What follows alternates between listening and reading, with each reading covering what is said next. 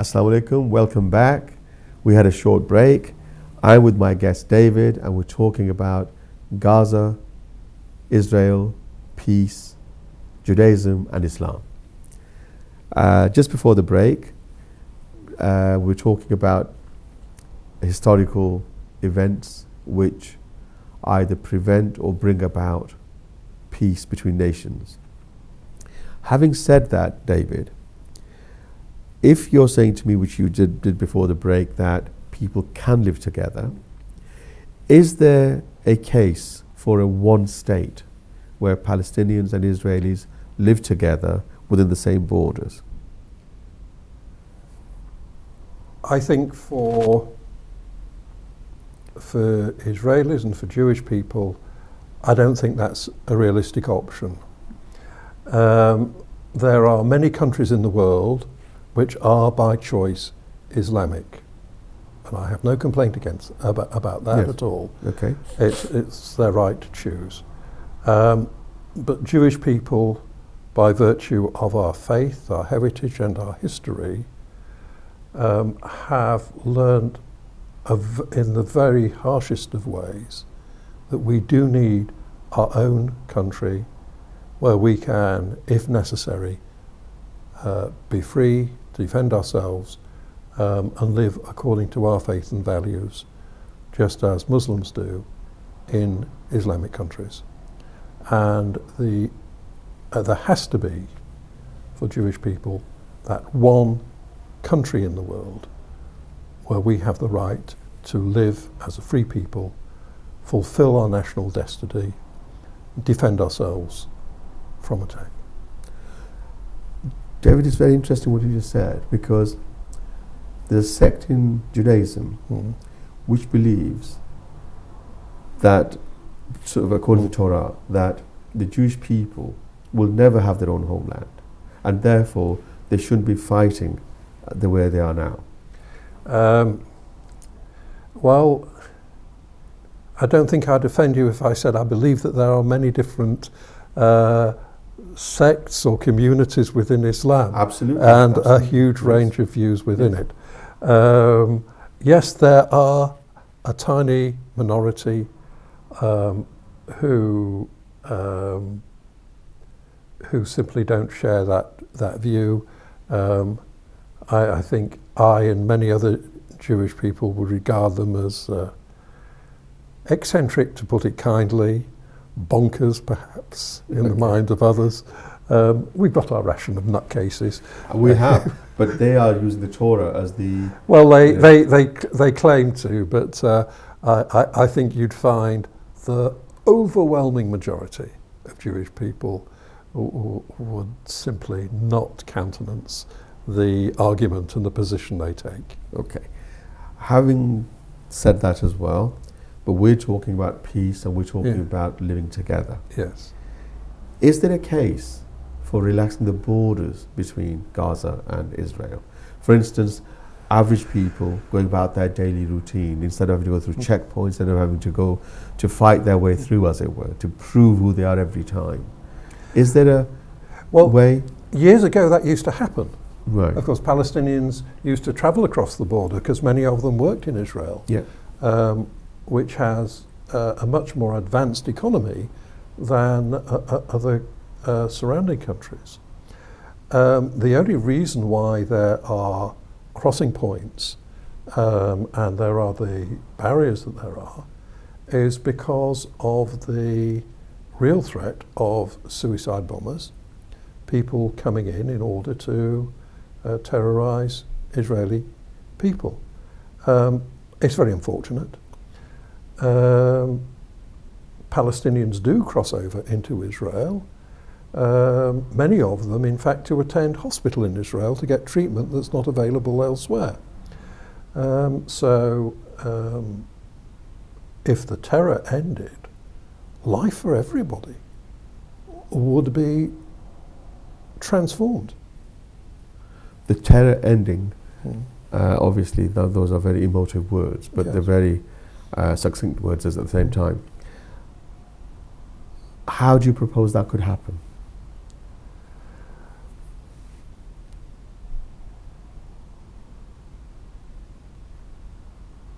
the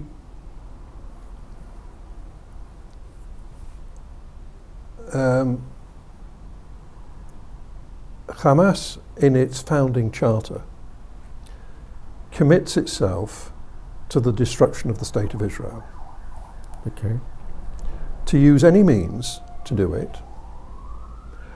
It renounces the legitimacy of any previous any previous international agreements. It doesn't feel bound or inhibited in any way from any action if it is felt that that would further their aim of ultimately destroying Israel. And Israel simply isn't going to sit still for that. Okay. And so the first ingredient of a peace has to be the abandonment of the idea that Israel is going to be destroyed. It is a nation recognized by the United Nations. It is a fulfillment of the heritage, the history and the destiny of the Jewish people. Muslims, Christians, Jews and others are able to live there in peace and in freedom, but terrorism runs completely counter to what all, I believe, all Christians, all Jews, all Muslims believe is the sanctity of human life. And I think that's the first principle we have to embrace, that the life of all people in the region is sacred. Humanity, absolutely. This leads me on to, you just mentioned Hamas, and historically they've said that they will destroy the State of Israel. Yeah. We're at the stage now where we have to bring people together around the table to resolve this issue. I'm talking about the factions and the government in Palestine, Israel. I'm not talking about outside at the moment. Is there, do you think, a case where Israel would accept Hamas sitting across the table with Israel and the Palestinian government or Palestinian representatives to discuss the future? If it's a future which has a place for Israel, in which there's going to be peace, then all things are possible. I'm absolutely certain of that. I'm absolutely convinced. People in this country, Jewish people in this country, are absolutely distressed for what not only Israelis but also Palestinians are suffering. Yes. And I know that that's the case in Israel too. There is a real desire to build peace between people. But you can't do it when one side reserves to itself the right to destroy the other. That isn't a negotiation. And this is an argument that's been going on for so long. In Ireland, it took some hundreds of years to solve the conflict. Let's hope and pray it doesn't take as long here. I hope so as well. But, my question was, do you think that's a likelihood?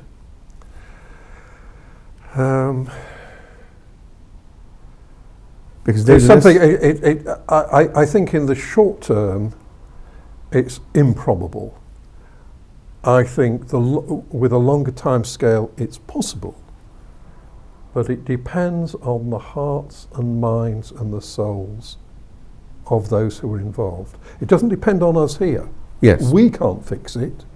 It is the people there who have to resolve that even just a cold peace, living alongside one another and not shooting at one another, is better than shooting at one another. Absolutely. And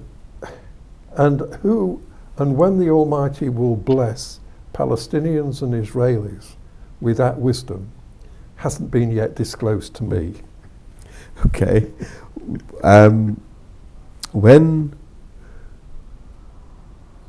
Hamas makes these statements and Israel responds, with gunfire or with rhetoric or statements, whatever. The average Jew in the UK obviously feels, just like I'm a Muslim, I feel for the people of Palestine. Yeah. I feel for the people of Gaza. But I feel for the Jews as well. It's humanity. If I had my way, I would take away the borders. I would do my best to get the people to live together. Because you've got to understand, I mean, not understand, but I'm sure you're aware, everybody's aware, that for 1400 years Islam has been there. And for that length of time, they've lived together. There was not a conflict until recently, 70 years ago, 60 years ago, 50 years ago. Until then, Muslims and Jews lived together in one state. All of a sudden, because of borders, we now have nationalism, we now have zealots, we now have fundamentalists all gathering on these borders to protect their rights. Why wasn't that happening before?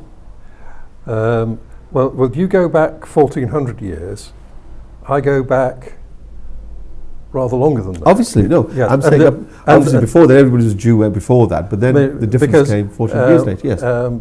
Because in the year 70, about 1950 years ago, the Jewish people were evicted and displaced from their homeland by the Romans. Yes. And we've been a dispersed people until the establishment of the modern state of Israel. Yes. And the fulfillment in the modern world of the biblical promise to the Jewish people told in the Bible. So our connection with the land of Israel is integral to Jewish identity, to history, to faith, and our understanding of our relationship with our Creator. And I think that you posited the idea of a one-state solution, and that simply doesn't fulfill the need for the Jewish people to have a Jewish homeland. Not to say that the only people who will live there are Jews, to be as it is a tolerant pluralist society.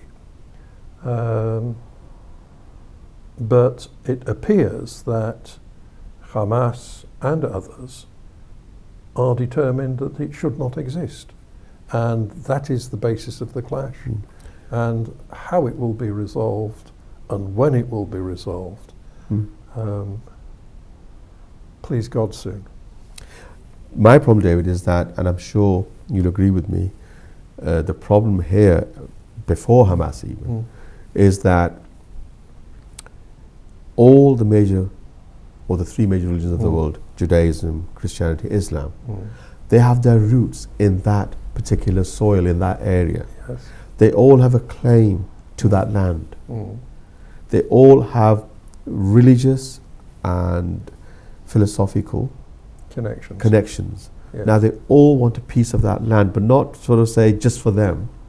It should be a land where, I mean, we can all go and celebrate. We can all go and do our pilgrimage. We can all go and unite with our forefathers, with our religion, with our God, without fear of persecution, without fear of retribution again from one side or another, without fear of, if I can say, borders. And that's one place in the whole of the world that should be open to everyone. Well, if there was peace, then it would be. I mean, there are pilgrimage tours to Israel that are leaving and travelling all through the year. Yes. And I have friends who've been there not once but many times. For Islam, of course, the pace of pilgrimage is not Jerusalem. It is Mecca and Medina, the holy cities of Islam. But of course, you're right. The temple, that was the site to which all of the original pilgrims had to go. Oh, absolutely. Because the Yes. pilgrims in the first place were the Jewish people who had to go to the temple Yes. in order to observe the sacrifices of what were known as the 3 foot festivals. And don't forget that Muslims actually faced that particular piece of land where Israel is now before the Prophet in a ayat in the Quran was told to turn towards Mecca. Right. So we have an affinity to that. Yes. Also, we believe that the Prophet went on his miraj to ascension to heaven from there, Yes. from Jerusalem. These are the things which Muslims have in their minds Yes. when they're thinking about Jerusalem, when they're thinking about Israel, when they're thinking about the conditions that are there now. But in Jerusalem, the Dome of the Rock, the Al-Aqsa Mosque, the services and the prayers are conducted there in accordance with the wishes of the Muslim community, and they are protected in those rights by international agreement recognized by Israel. So there is no problem at all of those of Muslim faith who wish to visit and pray there. Yes. It's perfectly possible. David, inshallah, in a future program, I'll invite you back when this crisis is over and Palestinians and Jews are beginning to live together a bit more peacefully, if that's the word to use. Well, Hopefully I'll invite you back to discuss these holy sites, discuss these issues, because the whole point of interfaith dialogue is to discuss similarities and differences between our regions to bring together cohesion. Okay, but obviously under these circumstances we're talking more about the antagonistic things rather than similarities.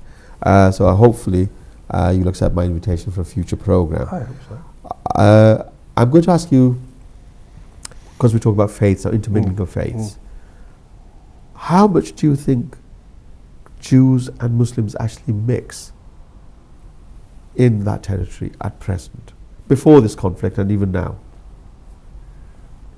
The answer to that is I don't know. You're asking the wrong person. Right. No, what I mean is, for instance, let me give you an example. For instance, say Mecca and Medina, Muslims only. Yes.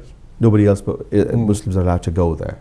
Fine, but that's the only place in the world where Muslims will be, if I can use the word, use segregation. Apart from that, the rest of the world is open to everybody. Okay? Because we've got these holy sites in Jerusalem and Israel, how free are Muslims to travel to these holy sites normally? In the absence of terror, there's complete freedom. Maybe it'll be helpful. There's, I think, something like suddenly way over 1 million of the population of Israel, Israeli citizens, are Muslim. There are Muslim doctors, Muslim nurses, Muslim pharmacists, shopkeepers, all kinds of professions, all kinds of jobs and occupations.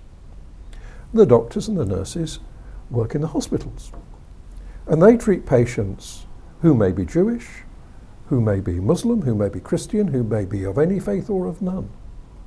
And the patients are not chosen because of their religion, they're treated according to their need.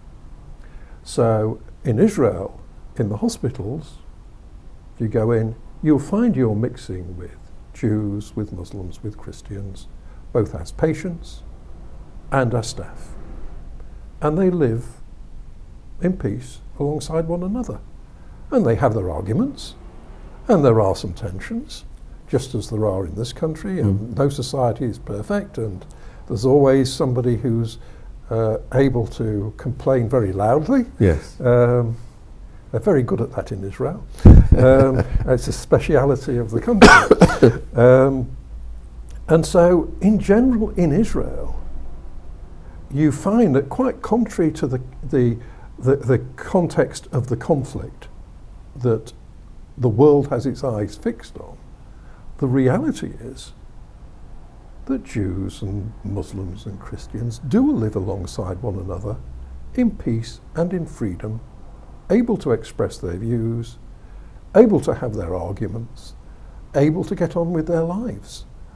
And the threat and the danger and the fear for them comes from outside. David, in the final moments of the program, I'm hoping that you will put yourself on the spot and tell me what you think is the future of that strip of land that we're talking about. I can't say Israel, I can't say Palestine, I'm going to say that strip of land. Where do you think you stand and your views on that?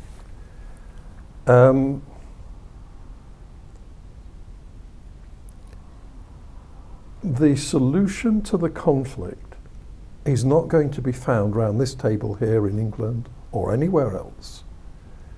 The Palestinians and the Israelis will have to work it out for themselves. That's number one. Number two, there are significant numbers of Israelis and of Palestinians who do engage and relate to one another. There's one group that I'd like to just mention because I think it might be helpful. The Bereaved Families Forum. They are Israelis and Palestinians who have lost loved ones in the course of the conflict that's gone back over so many decades. They have recognized that their suffering is the same. That when a Jewish mother grieves for her husband or child, it is exactly the same pain and anguish as is felt by a Palestinian mother, father grieving for their loved ones. And so they've come together to try and find a way of at least building a way of living alongside one another in peace.